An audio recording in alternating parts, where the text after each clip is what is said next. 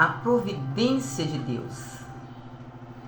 Nós servimos um Deus provedor, um Deus que nos assiste, um Deus que muda história, um Deus que demonstra o seu amor, graça e misericórdia na vida de pessoas, na nossa vida. Hoje, nós temos visto esse amor, esse cuidado, a providência de Deus.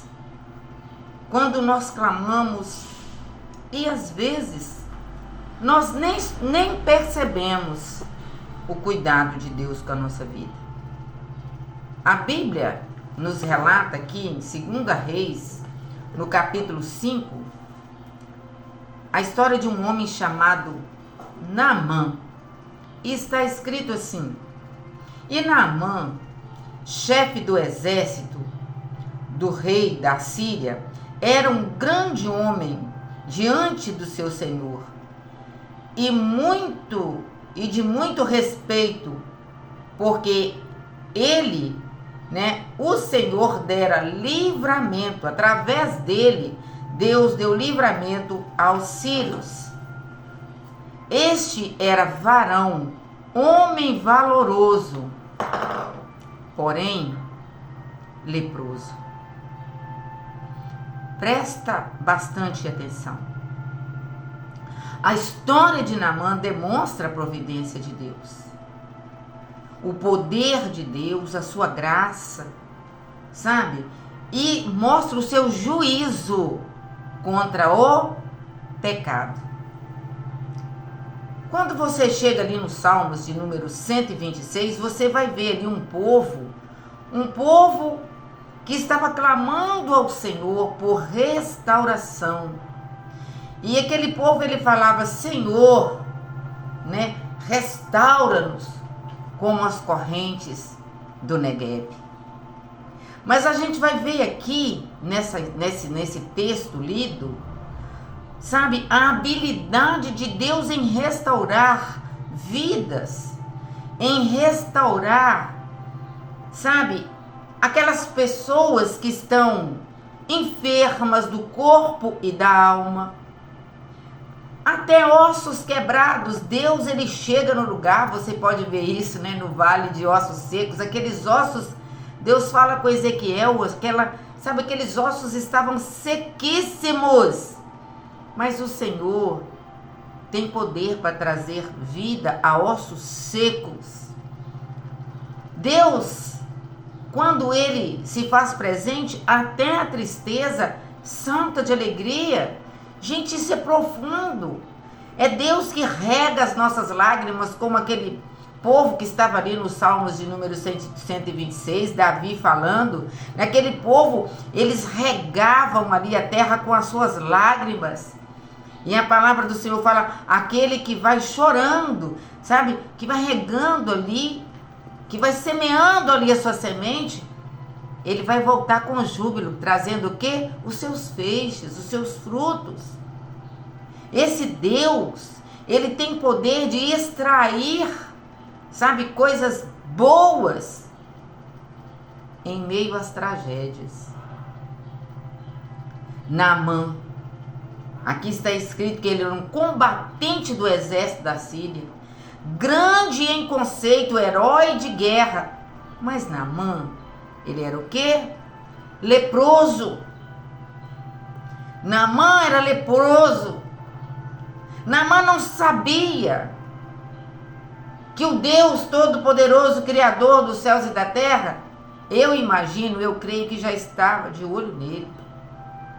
Imagina Naamã, cheio de medalhas, honrado, um homem de conceito, mas quando ele chegava ali na sua casa, na sua intimidade, ele tirando ali a sua farda e olhar para o seu corpo leproso, talvez em alguns lugares faltando até pedaços, porque a lepra, ela tira pedaços do corpo e O interessante que chama a minha atenção é que a lepra, amados, é como o pecado mesmo, não dói.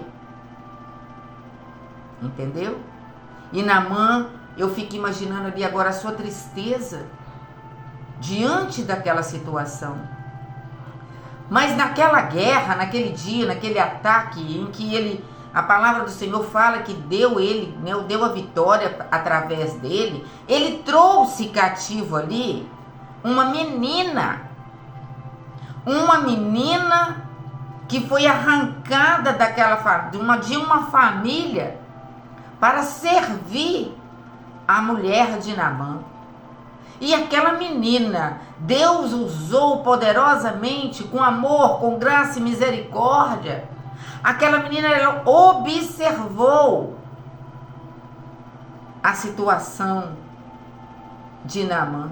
Então ela vira para a sua senhora e ela falava assim: ah, se o meu senhor soubesse que há um profeta em Israel, ele iria até ele e ele seria curado. Aquela menina, ela fez toda a diferença.